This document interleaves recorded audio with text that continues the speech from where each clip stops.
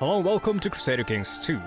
If you're new to the channel, my name is Fredda, I am from Norway, I am a history student of sorts. I've finished a BA degree and I'm currently doing a master's degree. We're going to be playing Crusader Kings 2.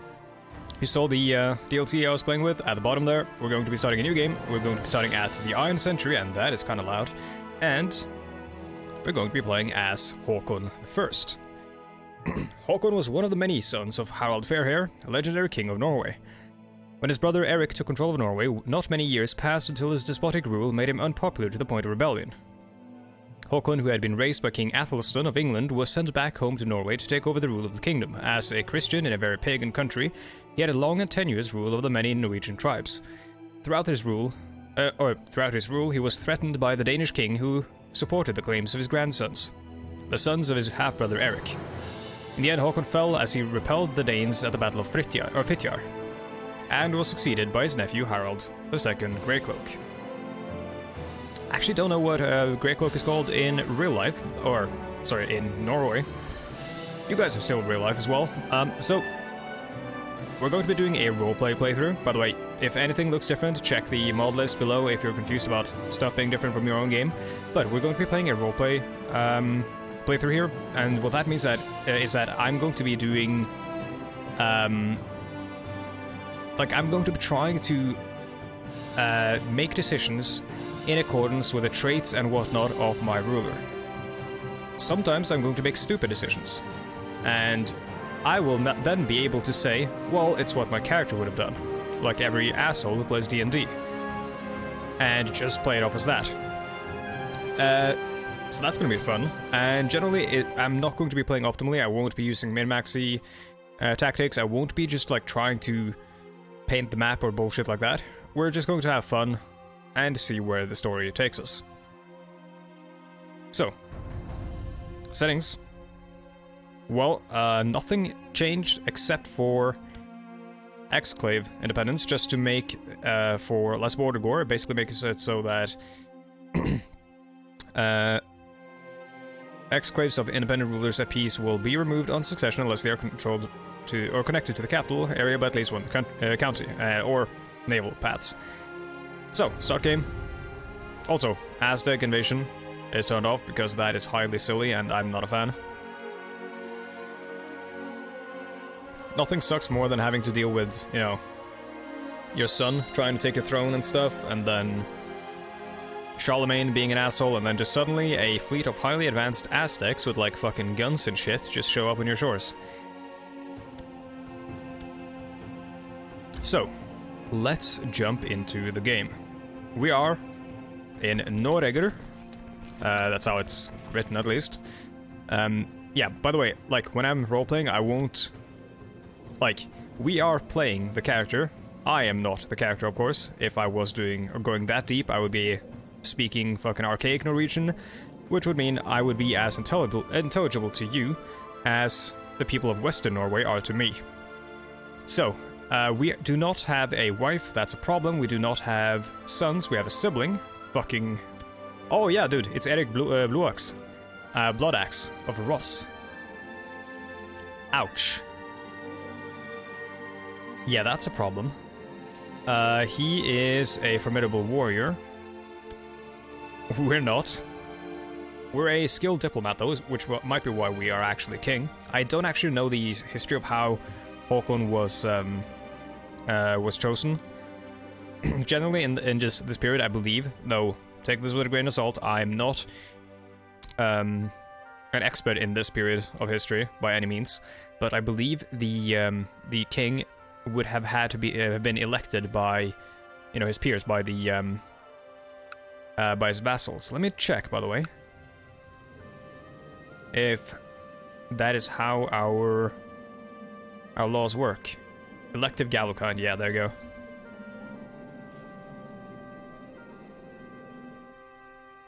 So, he was probably chosen by the vassals because he was more of a more appealing candidate than this grim-looking fella, who is part of the warrior lodge because he's got that unique look to him. At least I believe so. Which is probably why he's got that high of a warrior skill, or personal combat skill. We can probably get involved in that as well. Wait, is he, oh shit, yeah, and he's pagan. Oof. Oh, hold on, I want to look at the religion here. So, yeah, we have, we have quite the, challenge out of us. I like how Nidaros is the only place that's Christian, and we don't even live there. I'm pretty sure, this might have been the capital of, or the homestead of Hakon. The capital would change with, you know, wherever the ruler lived, as it does here in CK2. But I believe historically the capital around this period, or at least a little bit later, would be Nidaros. Which is interesting because this region is apparently a better, or these places have better tiles than Nidaros, which is where the first like bishopric in Norway was situated. And we have a bloodline, blood of Harald Fairhair. Oh, that is a cool symbol. So he's the mythical, like, unifier of Norway. He might not have existed, but also he looks like a fucking beast. Holy shit, dude! I love the way these characters look in with the mods I'm running. But yeah, he might not have existed at all. Halfdan, cool. Dude, pretty much everyone here is from our family. Oh yeah, we need to get a wife. Arranged marriage. Let's see. Veburtas? Nah. She's not Christian. Hold on, I'm gonna turn down the... Actually, I'm not gonna do it in OBS. I'm gonna turn it down in the volume mixer just so that I'm not deafened, so I don't have to yell at myself. Or like yell over the music. Alright, so... Anna, Princess of Bulgaria. We've got... So we are brave, diligent, kind, sympathy for pagan religion, because we're converted, probably.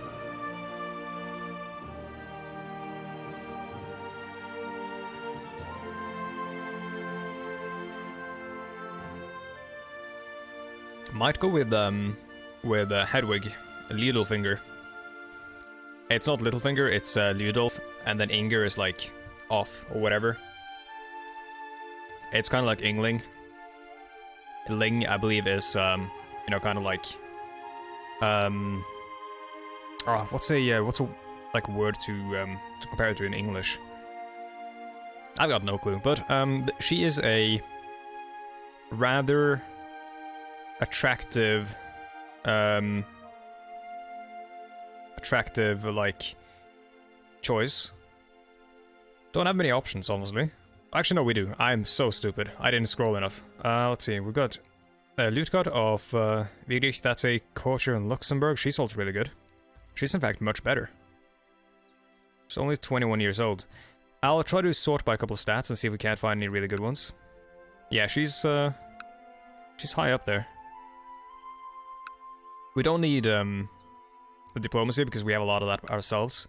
We want stewardship and, I think, intrigue, because that will raise our court intrigue. She would be good. She's Greek, which, I mean, makes sense that she has good intrigue. Same with the Italians. I think we're gonna go with her. Minus 100 for marrying the relative of a count. That'll just have to do. And, because we're not marrying for an alliance right now. If we did, I would probably be marrying... Man, this guy looks like... Hold on.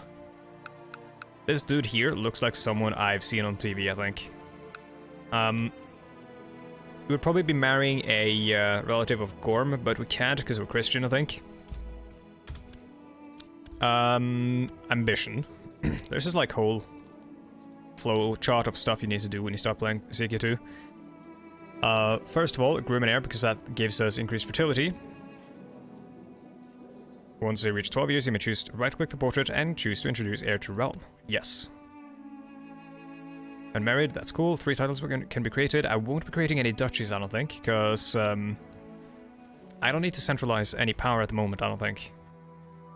Actually, no, I do, because doing so will make these guys, who are of a different religion, less powerful. Oh my god, he loves me.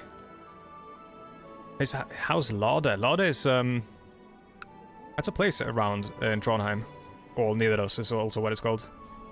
In this time, at least.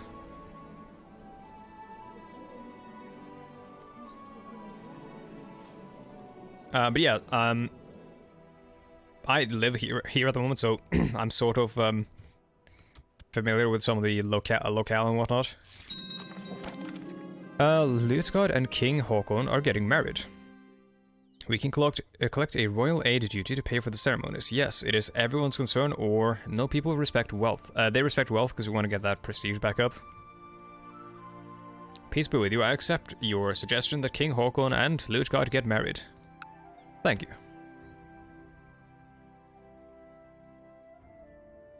Special minor titles. Yeah, let's go through this. In my studies of warfare, I've come to realize that clever tactics on the battlefield is only part of the story. There are other disciplines of equal importance.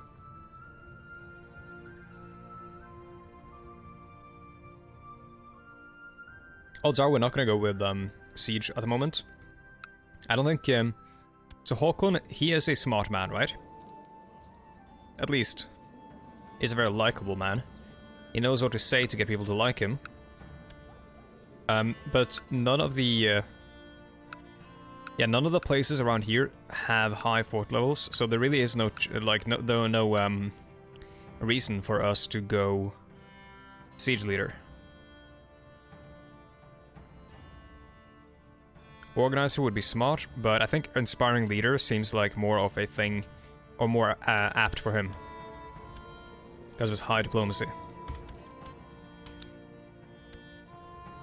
Title loss in succession. We lose chiefdom of Rygjafylki. Rygjafylki is oh, it's probably like Rogaland. Yeah, because that's Hordaland.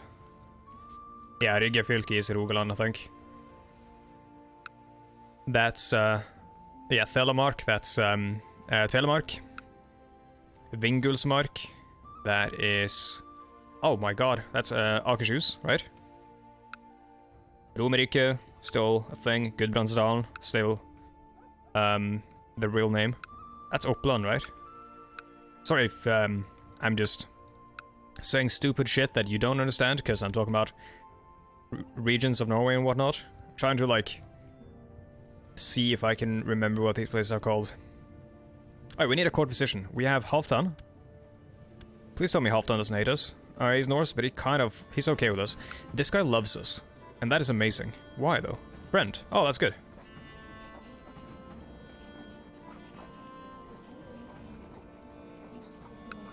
Yeah, non-aggression pact with him. Of course. High Chiefess, Bergjot. Of Nidaros. She is a warrior lady as well. That's cool. Accept your proposal for non-aggression. Hell yeah. Court Jester, we'll not assign that, I think. We need all the friends we can have at the moment. Keep with the Swans. I'll just assign these to people who wield some manner of power. If we create the duchies, which I think we actually do want to do, at least the central duchy of Vestlandet, which is the one we have at the moment, I think. Yeah, Chiefdom of Hordaland is not part of a duchy at the moment, so if we create this, we can get this stuff, like de jure, under us. And we can also... like, if we create the other ones, we can start to centralize our rule in such a way that we only have to be concerned about the relationship with one ruler. Which seems apt for someone who's, like, attempting to, I guess, unify Norway. This is not the guy who Christianized Norway. In the myths, that would be Olav the Holy, or Olav den Hellige, who I believe is buried in Nidaros. But in real life, obviously, the Christianization of Norway did not immediately, like, just happen over the course of one ruler's life. It was a long and gradual process, which I kind of like that they've chosen to show that with one Christian ruler here at the 936 start date.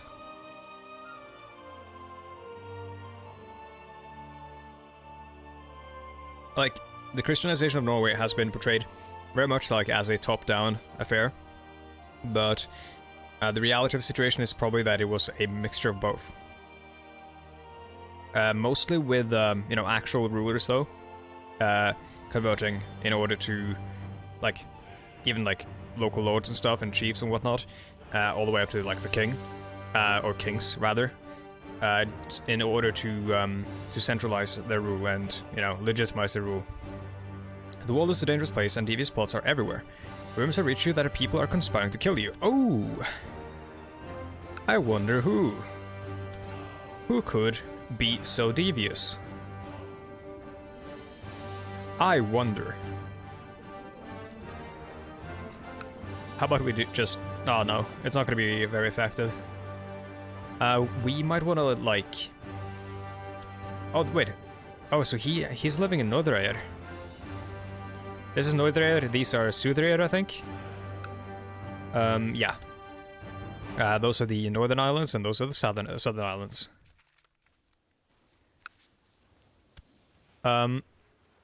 So, those are not Norwegian words, by the way. If you're, like, thinking I'm pronouncing them perfectly, I'm probably not. Those are using Old Norse letters. Like, I believe that is a thorn. And whatnot. Dear Hakon, I would like to invite you to... Oh, it's actually Hakon? Nah, in my mind, his name is Hakon right now. I'd like to invite you to join me for a small gathering of friends, to dine and drink and forget about the world outside for a little while. Thorir of Sunnmøre in real life, or now, rather, I need to stop saying real life. He is a trusted friend, I will come. His shield is an anti-fascist boat, apparently.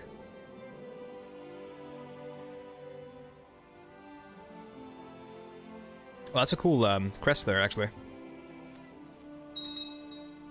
Looks like the real life... Oh, actually, this looks kind of like the real life crest of Nordland, where I'm from. Finnmark, I don't know what that crest is meant to be, or if that is the real crest. That has the Norwegian flag in it, which means that it is 100% anachronistic, because the Norwegian flag did not exist in the year 936. You can see it over there in the window. Red, white, and blue. Young Herfast has finished his education in the ways of faith and learning. Oh, he's grown up. It is evident that he excelled in his studies. Oh, cool. So, oh, it makes sense that he's got a cross as his dynastic shield then.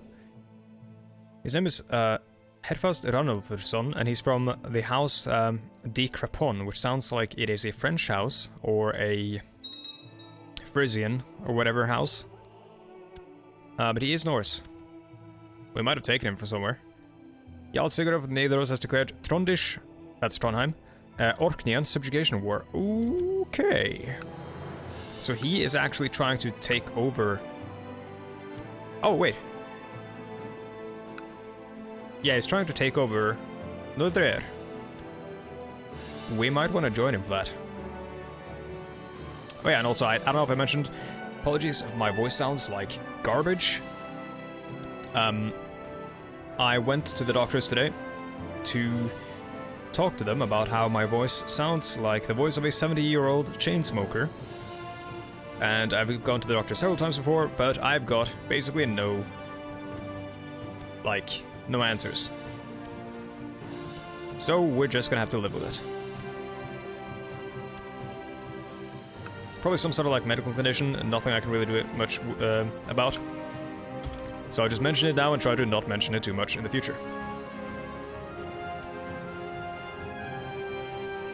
Even though I probably will. I like how we've got a retinue to begin with. It's all light infantry, I think. Wait, no, actually, it has some heavy infantry. It might be Huskarl.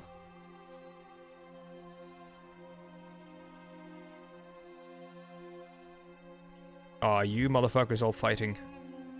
Don't like that. Kind of worried about him taking land here, because his son is going to inherit it.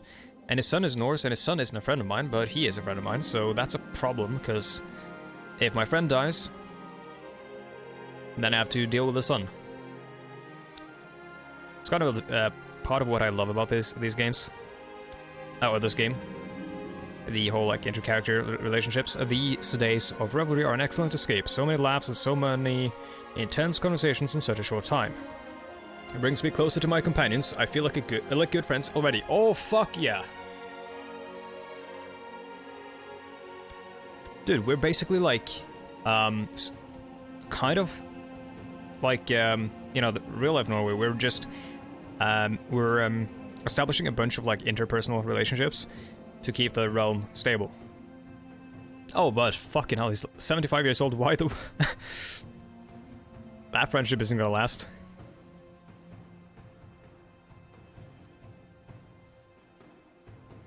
I give him a year or two before he croaks. What's this?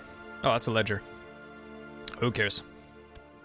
Let's mark him as special interest, and you as well.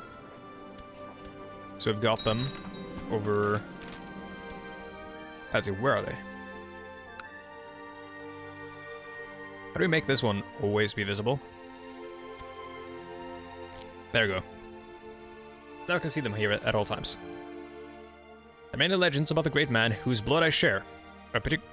Please, there we go. A particular story has been circulating at court lately. It focuses on an epic feat where Harald proves his strength of character. The more I hear, the more I wish to emulate him. Oh, fuck yeah, bud, we are ambitious. I think that is appropriate. That feels appropriate for King Hakon. He's young. He has to live up to this, this, you know, ancient, or not ancient, but this ancestor of his who is straight up my dad, who united Norway. My dad was a great man, and I must be so, or be one as well. I shall strive to be more like him. A new discovery. A new land has been sighted across the sea, the west of Iceland. What nonsense. While sailing to Reykjavik from Norway, that's how you pronounce that, by the way. It's not Reykjavik, it's Reykjavik. But that's a sound that most English speakers or Anglophones cannot make. The sh sound. From Norway, Gunnbjørn Ulfsson. Wait, hold on, is that... That's Kjetil... What the fuck? Kjetil Bjørn the wife beater. Okay. Is it any of these guys, or is it just like some random... Yeah, just some random explorer. So Gunnbjørn Ulfsson and his crew were blown off course and came upon several skerries. Lying off the coast of a much larger island. Skerries are like... I believe... Oh, fuck, shad is what we call them in Norwegian. You probably know what a skerry is. Kinda looks like this. Off the coast of a much larger island. Possibly a new continent, like small island, basically, just mostly made of rock. While Gunnbjørn did not go ashore, the land seems to be unclaimed and unsettled. Sailors in Iceland have vowed to investigate this discovery further. One wonders what might lie further beyond Iceland.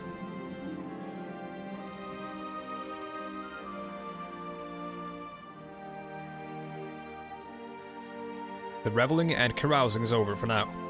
Time to get back to real life. Never, it is a boring place. We got Kiev and Roos. Ruled by King Igor of Kiev and Roos. Russian. Rurikid. Hailing back to King Rurik of Novgorod, who is Norse. He was a Swede, I believe. Or Jarl Rurik. Swedish, or, you know, from what would become Sweden. Let's see, is there anything we should be doing with our wealth or with our council? Our council do like stuff passively in the game right now, which I love, because I often forget about just sending them out. Maybe study technology would be a good idea. That's usually a fair bet, sending them off to get killed by the Byzantines as they steal their valuable tech. Apparently I misclicked. There we go. Oh, there's the Hagia Sophia. Today, I believe it is both a church and a mosque. But it has these, like... Oh, that was quick. Oh, never mind, he died of poor health. I thought he got imprisoned and killed. We'll send Sigfrid. He begins. Yeah, we'll send him. at the D looking ass letter. That's a thorn, I believe. It is pronounced th, like the TH in the English language. Let's proselytize so that we can potentially convert some of our boys. I want to get Christian ruler. I should have sent him down here. I want to get Christian rulers in charge because that means that we'll have my court chaplain proselytizing and their court chaplain proselytizing. Halfdan of Hedmark has usurped the title Chieftain of Härjedal from Ravn Egilson. Ravn Egilson was the ruler of Härjedal, and that was a Swedish territory, I think. So we just gained some land. Well, he did. But he swears allegiance to us for now, so for now it is ours as well.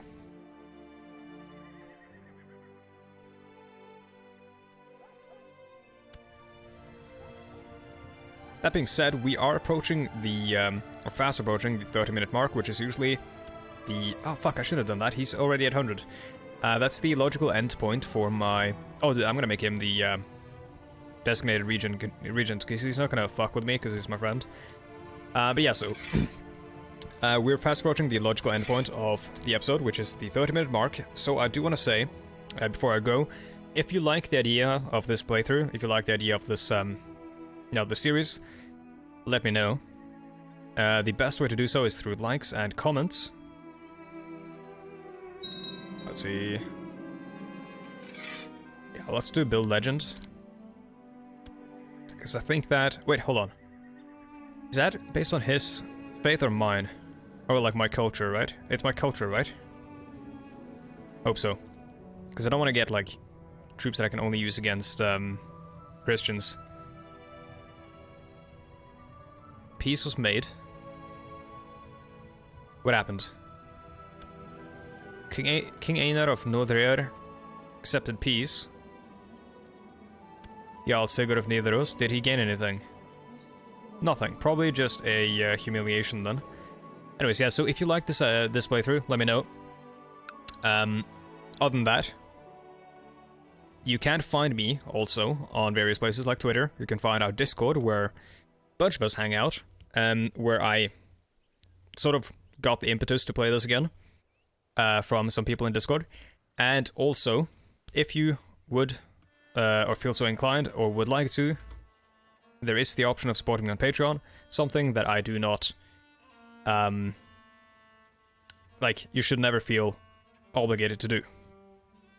But, since some people have chosen to do so, before I go, I would like to give special thanks to them, and special thanks to Angry Rasputin for sponsoring this episode at the $5 tier.